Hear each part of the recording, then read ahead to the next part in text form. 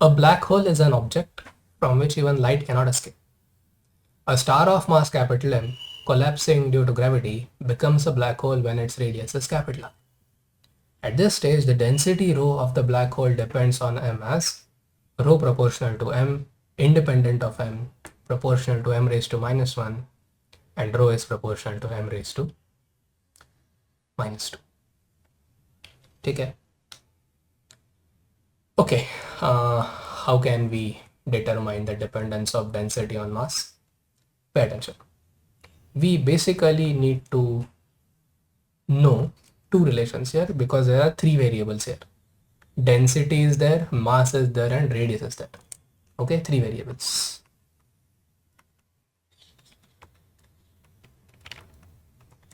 Rho, m and r. ठीक है, three variables. अभी हम लोगों को इनमें से किसको एलिमिनेट करना पड़ेगा? We need to eliminate R because we don't want it. We want a relationship between rho and m only. Okay, तो इसके लिए हमें एक इक्वेशन लगेगा, right? To eliminate capital R we will need an equation. And see now that equation is not density equal to mass upon volume. Please understand that. You know that density is equal to mass upon volume, but we don't need that relation. Or in other words, density varies with m upon r cube. We don't need that. क्योंकि इस relation में मास भी है, radius भी है. हमें चाहिए density और सिर्फ mass. Hope you understood that. तो इसके लिए हम लोगों को एस्केप वेलोसिटी का लॉजिक अभी लाना पड़ेगा. कैसे लाएंगे? from which even light cannot escape. And when they say it becomes a black hole when its radius capital R, इसका मतलब at that particular value of the radius, escape velocity becomes equal to c.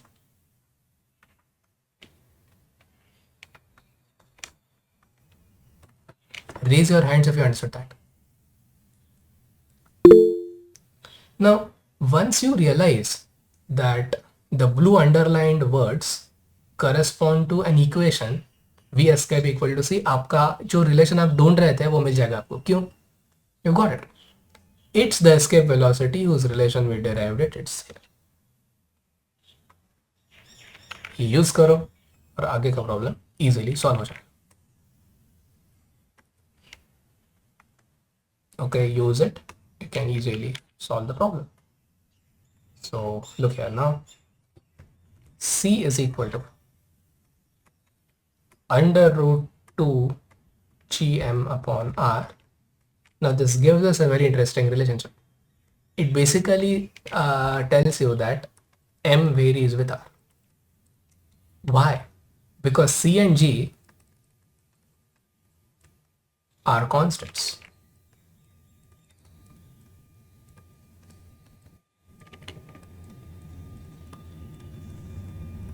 To को भूल ही जाओ, वो तो कभी change नहीं होगा, है ना? So what did we get? ये रिलेशन हम लोग को चाहिए था, ये वाला. Correct. And then if m is proportional to r, तो जो नहीं चाहिए उसको उड़ा दो. हम लोग को r नहीं चाहिए ना, तो हम कैसे लिख सकते हैं उसको? Rho varies with m upon M cube. Rho varies with 1 upon m square. Inverse square relationship, option D.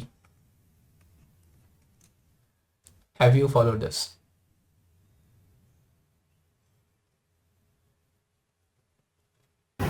Yes, Followed. Okay. और अगर हम इसका रेडियस के साथ अगर चेक करते थे रिलेशन, तो कैसे आता था? रेडियस के साथ करते थे तो आर स्क्वायर आता था या 1 अपॉन आर स्क्वायर आता था? Tell me.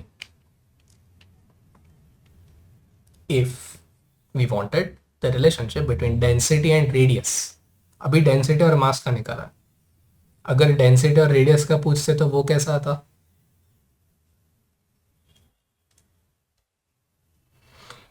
Would it be same or different?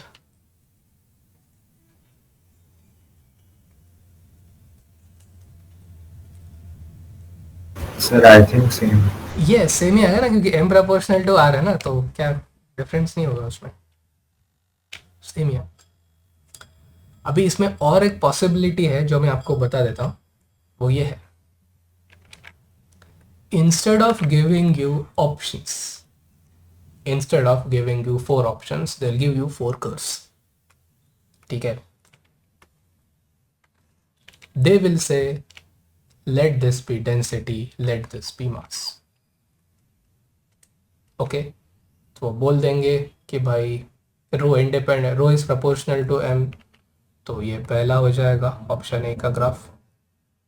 Slope is immaterial, rho is independent of M, rho is proportional to M raise to -1। तो इसका और दूसरे टी में वो डिस्टिंग्विश कैसे कर सकते हैं वो आप समझ लो। Okay, I'll try to help you with that. Look, suppose I need to consider y equal to 1 upon x and y equal to 1 upon x square. Okay, did you see that this is option C and this is option D? Because on y axis it's density and on x axis it is mass. Clear? अभी आपको ये समझ लेना चाहिए कि अगर मैं x को 2 लेता, मान के चलो, अगर मैं x को 2 लेता हूं तो y आएगा हाफ, और अगर मैं x को 2 लेता हूं यहां पे तो मेरा y आ जाएगा 1/4। Make sense? मतलब जहां पर भी x इक्वल टू 1 है या x इक्वल टू 2 है, x इक्वल टू 2 ये वर्टिकल लाइन पे जब भी ये c और d कर्व्स इंटरसेक्ट करेंगे तब d वाला कर्व नीचे होगा c वाले कर्व से। Do you understand that? why will the d curve be below c curve? क्योंकि d कर्व के लिए y का वैल्यू 1/2 है और d कर्व के लिए y का वैल्यू 1/4 है, जो नीचे है ना 1/2 से, it's closer to the origin. What does it mean? It basically means something like this. ये होगा ऑप्शन सी के लिए और ये होगा ऑप्शन डी के लिए। हालांकि वो कहीं पे तो इंटरसेक्ट करेंगे यहाँ पे, possibly at 1, but that's not of any concern to us. कुछ ऐसा है, तो ये ऑप्शन सी ऑप्शन डी। तो रिकॉग्नाइज कैसे करोगे आप ये करके? Have you followed this 4 curve? You decide कौन सा सही है। आपके पास ये पावर नहीं है m का, 1 0 -1 -2, no power. you'll decide it's D because that's the closest. हालांकि आप शायद वो आपको ये भी दे देंगे कि ये इनवर्स का है, ये हाइपरबोला है, ऐसे करके भी दे सकते हैं, क्योंकि रेक्टेंगुलर हाइपरबोला का इक्वेशन होता है xy equal to constant. Clear? Have you followed this? Yes. Follow, right? Now you won't believe, in thermodynamics there is a question.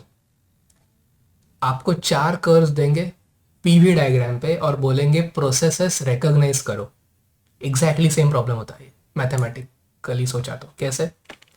देखो, instead of density and mass in thermodynamics you will have pressure and volume. Okay, you will have pressure and volume, and the clash और the confusion is always between isothermal process and adiabatic process. क्यों? क्योंकि isothermal में हमारा जो logic है वो है P inversely proportional to V और PV इक्वल टू कॉन्स्टेंट। ये हो गया आइसोथर्मल के लिए। ओके, और अडायाबेटिक के लिए होता है PV raise to gamma equal to constant, और यहाँ पे गैमा होता है ग्रेटर देन 1, है ना, यहाँ पे 1। तो ये जो हमारा कर्व का प्रॉब्लम है कि भाई PV इक्वल टू कॉन्स्टेंट है या PV raise to gamma constant है, कौन सा कर्व लेना चाहिए, the answer to that option, that question can also be obtained by considering the logic which we did here. कोई भी एक एक्स कोऑर्डिनेट ले लो, ये निकालो कि किसके लिए प्रेशर कोऑर्डिनेट ज्यादा आ रहा है, किसके लिए प्रेशर कोऑर्डिनेट ज्यादा आ रहा है, किस इक्वेशन को यूज करके, वो आपका प्रोसेस हो जाएगा। Same problem when you look at the mathematics involved. Well, of course, gravitation and thermodynamics are so to speak unrelated to each other. लेकिन जब वो प्रॉब्लम के फॉर्म में जब प्रेजेंट करता है, जब जो मैथ्स हमको लगता है, जैसे कि अभी हमने यहाँ पे देखा वो कौन सा चेक करना चाहिए, तो वो सेम ही है दोनों के लिए।